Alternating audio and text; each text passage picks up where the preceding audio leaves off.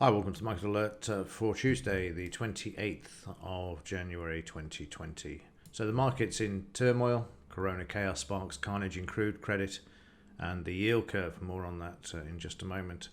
Yes, the market continued down yesterday, but we only have to look at the daily chart to see that they bought back into the market with the buying pressure there down at the 50 bar moving average, and prices are up on the overnight as well. So again, no surprise, as they will attempt to bring the market back, and it's moving strongly even as I record. Also note that from this low here to this high where the market stops here. So we'll draw in from here up to here, and the market stops at the 76% retracement. So it's just a matter of getting the market back above the 20 bar moving average. What I would be inclined to do is to measure from this high, from this low, and keep an eye on this level. Is it going to go back to the all-time highs? Who knows? I don't need to know that, but what I'm intrigued to know is if it will close above the 20 and if it will close above the 76% retracement. That's the first two targets that I would like to see if the market will trade above.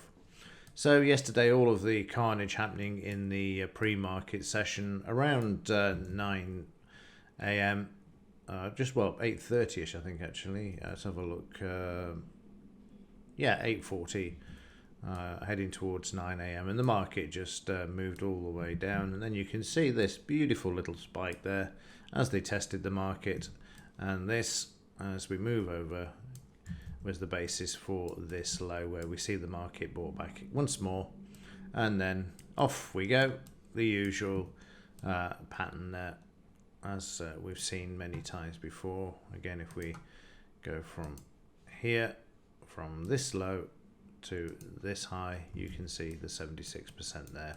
So great risk reward trade for the upside. The market then runs out of steam, and we get from this high down to this low 76% in the double top area there, and then again the market tries to hold from this high down to this low 76%, and again we see the market move lower, and then overnight the market gaps to the downside.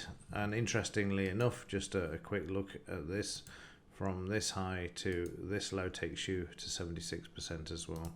And then prices move to the upside, and they've been moving strongly since this bar came back to the 200 MA and the DP level, and have now managed to move off it. Whether they can continue to do this, who knows? Only throughout today's session will we be able to determine this. But at the moment, and looking at the daily chart, they're going to do whatever they can to get the market, first of all, back above the 20-day moving average. News-wise today, no major impact apart from 3 p.m. from the US consumer confidence. That's the only one that will be coming out there.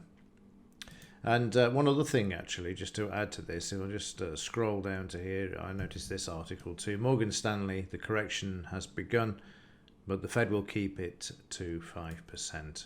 Well, that goes back to what I spoke of in the last few weeks in the Market Alert about how small the corrections have been and how they will keep them this way if they can. Of course, they can only do so much. Eventually, it will all give. The implied volatility obviously shooting up yesterday, 1548, and this is down. This is from the sort of the 10 area. It's only a 50% increase in the implied as well. That we should be up in this area here for a true completed correction. But like I say, they've changed the game. They've changed the game. We have to adapt to when they change the game, as we've seen here before. Very small increases before it is then reversed and sent back to the downside. But at the moment, all red, as prices are currently below the 20 bar moving average.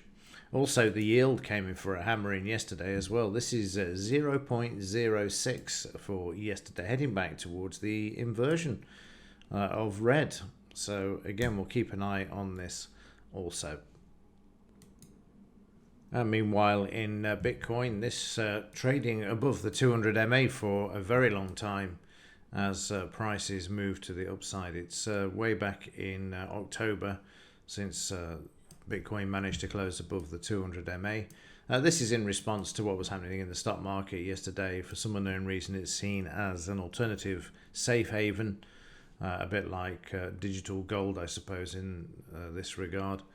But it won't hold if the stock market now finds funding from the Federal Reserve and will move back below the 200 MA.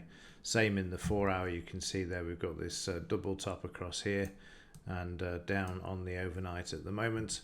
But the volatility's picked up yesterday, and it was just after the stock market found that bottom that Bitcoin actually started to move higher there. So we had a decent move yesterday, which continued on through the night as well, as you can see here, but giving back at the moment, and prices sitting on the high of yesterday. So a nice bit of volatility coming back into this market, but certainly watch the downside on this as the Fed come in and see what they can do to support the stock market. Or if the stock market moves lower, then expect this to move to the upside. The money's got to go somewhere. Okay, that will do it for this one. If there is anything else to report today, I will let you know, but expect the volatility to continue. That would be great. And yeah, let's see what happens. So that's it for this one. See you in the next one.